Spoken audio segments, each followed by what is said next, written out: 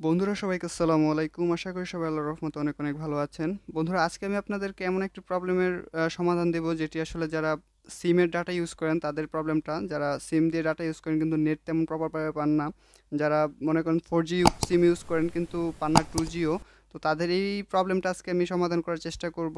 আর প্রথমেই বলে নিচ্ছি, যাদের ফোনে 4G তারা যদি তাদের ফোনের মধ্যে 3G সিম ইউজ করে সেক্ষেত্রে কিন্তু সে প্রপার নেট পাবে না।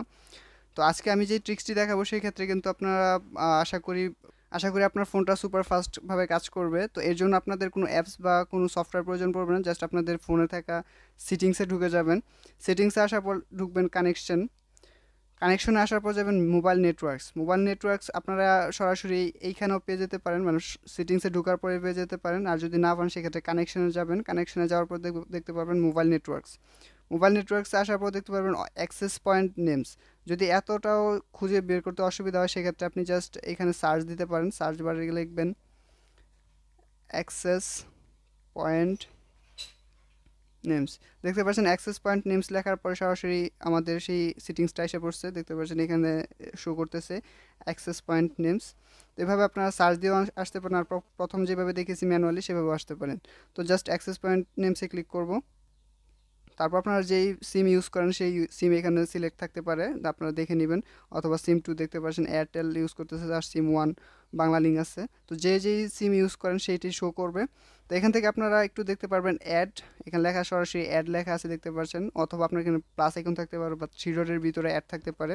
তো আপনারা একটু ঘাটাঘাটি করে নেবেন, দেখে নেবেন। তো জাস্ট এখানে অ্যাডে ক্লিক করব। তো অ্যাডে ক্লিক করার পর আপনাদের সামনে দেখতে পারেন এরকম একটা ইন্টারফেস ওপেন হবে। তো এখান থেকে এখন আমাদের মেইন কাজ, প্রথমে দেখতে পাচ্ছেন নেম, এখানে নট সেট থাকবে। এখানে আপনাদের একটা কাজ করতে হবে, এখানে জাস্ট আপনি দিয়ে দেবেন 8.8.8 8.8.8 দিয়ে তারপর জাস্ট ওকেতে ক্লিক করব।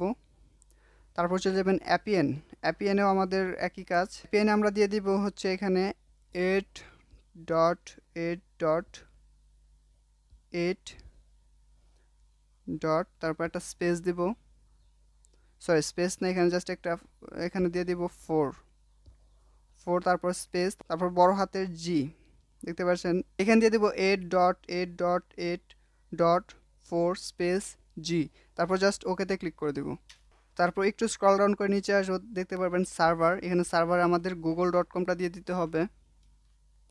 দিয়ে দিবেন www.google.com। তো এটা দিয়ে জাস্ট ওকেতে ক্লিক করে দেবো।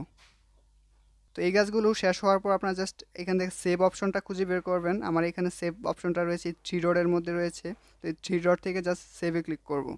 সেভে ক্লিক করার পর দেখতে পাচ্ছেন আমার যেহেতু বাংলা লিঙ্ক দিয়ে আমি আগে ইউজ করতাম, সেক্ষেত্রে এখানে বাংলা লিঙ্কে সেট করা আছে। সেক্ষেত্রে জাস্ট আমি এখানে দেখতে পারেন যেটা আমি সেট করেছি 8.8.8, এটাতে জাস্ট ক্লিক করে দিয়ে দিব। তো এখন আপনাদের এই সেটিংসটা করার পর আপনাদের আশা করি আপনাদের নেট স্পিডটা বেড়ে যাবে। যদি মোবাইল ডাটা ইউজ করে থাকেন সেক্ষেত্রে আপনারা চেক করে দেখবেন, আর অবশ্যই কমেন্ট বক্সে জানিয়ে দেবেন যে এই সেটিংসটা করার পর আপনাদের কি নেট স্পিডটা বেড়েছে কিনা। তো ভিডিওটি ভালো লাগলে ভিডিওতে একটি লাইক দিবেন, আর এমন নতুন নতুন ভিডিও পেতে চ্যানেলটি সাবস্ক্রাইব করে পাশে থাকা বেল আইকনটি প্রেস করে রাখবেন। ধন্যবাদ।